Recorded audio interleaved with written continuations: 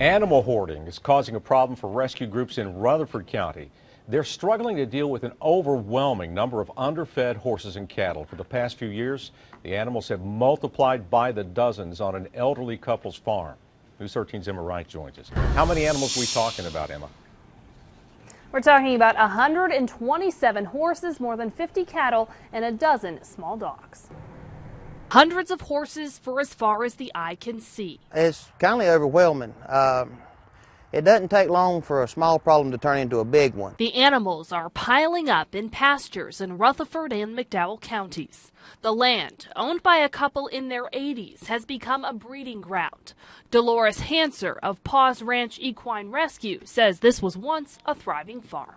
Over the years, it just started getting escalating out of control because the stallions were breeding with the mares, and that upped the population within that particular group. The couple's got a real kind heart, and that's kind of what's got them in the trouble that they're in. Rutherford County Animal Control asked local horse rescue groups for help.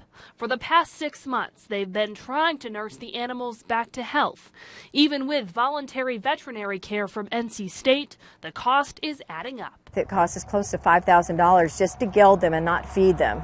Chris Bird of Bird Sanctuary Equine Rescue says it's one of the worst cases of animal hoarding he's seen. When you've got this kind of numbers and the shape and the care that they're in and the care that they need, it's kind of like you just don't know where to start. Bird says there is nowhere in the area big enough to house all the horses. He spent hours patching fence in the pasture trying to keep them contained. It's real time consuming. It's pretty much a full-time job. With the help of donations, Hanser and Bird hope to find the horses new homes by the end of the year. It's real sad because you see the animals and you kindly hope that all of them can have a good home and a good life, essentially.